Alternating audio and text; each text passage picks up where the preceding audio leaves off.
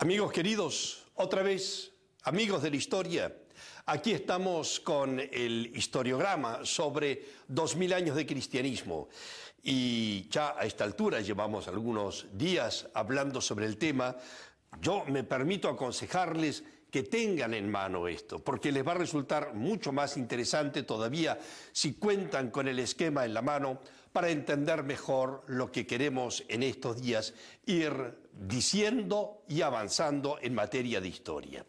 Y les comento enseguida que si alguien me preguntase de este conjunto de paneles, de murales que están hechos sobre la historia, ¿cuál es el principal?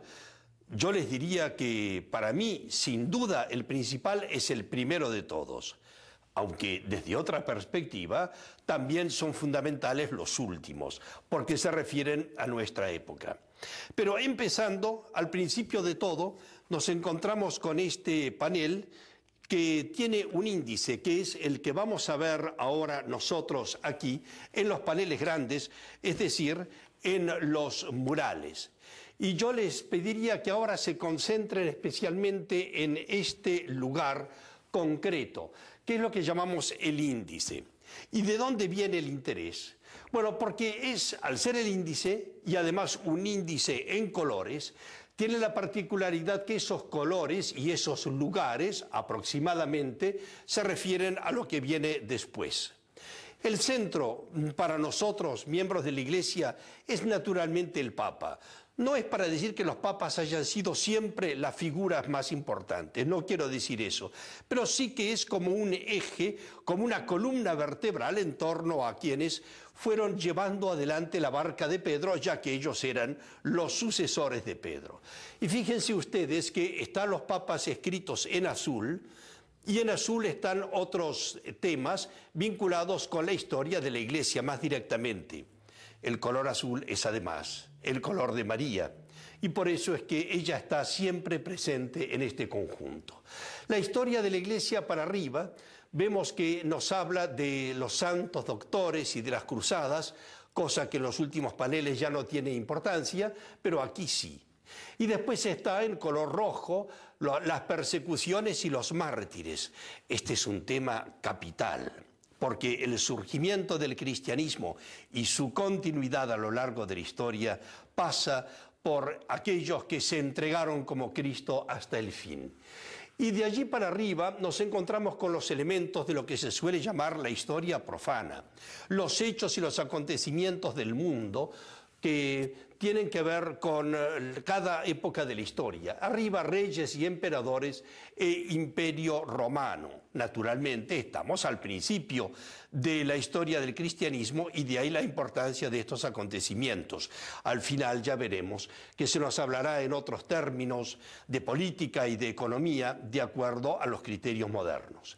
Yendo más abajo, vemos concilios después de los papas, los concilios fundamentalísimos en la historia del cristianismo, la patrística, que son los estudiosos primeros que trataron de dar una unidad, una coherencia fundamental, junto con los pensadores, el gran problema de las herejías, y después pasamos todavía más a elementos profanos o a veces ligados íntimamente con el cristianismo, pero más periféricos del problema, como son las guerras y también las ciencias, las artes, la literatura y la filosofía. Y es aquí, amigos, donde nosotros con este esquema vamos leyendo todo lo que va siguiendo a lo largo del historiograma y vamos viendo los elementos principales que hacen a este principio de la historia del mundo. Si ustedes se fijan, hay mucho color rojo, porque efectivamente es la época de los mártires. Aquellos que dieron su vida, y hay unas líneas marcadas claramente que nos indican las 10 grandes persecuciones que sufrió el cristianismo a lo largo de los tiempos.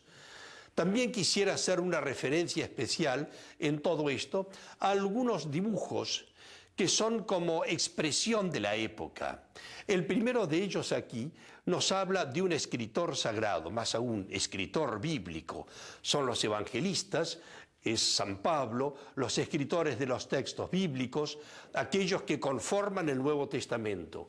Más allá de la época de la historia en las catacumbas, los santos padres, los pensadores que dieron coherencia a nivel intelectual, de conocimientos filosóficos, que unieron los conocimientos antiguos con los nuevos y dieron sentido a todas las cosas. Avanzando todavía más, nos encontraremos aquí con la famosa escena de la conversión del emperador, el último en convertirse, y que dio ya una entrada oficial, por así decir, en el Imperio Romano a la religión. Y aquí hay un nombre que especialmente quisiera yo aludir a él. Me refiero al gran San Agustín, que este panel lo hemos llevado hasta los años 500 precisamente en honor de San Agustín. Personaje verdaderamente clave porque con él, con su libro La ciudad de Dios, se cambió ya la visión de todas las cosas. Verdaderamente importantísimo y un personaje clave, un genio de la historia que permitió empezar a entender que todo se hacía nuevo a partir de aquello que había ocurrido para ellos en una época remota, que es Jesucristo, pero que cambió la historia.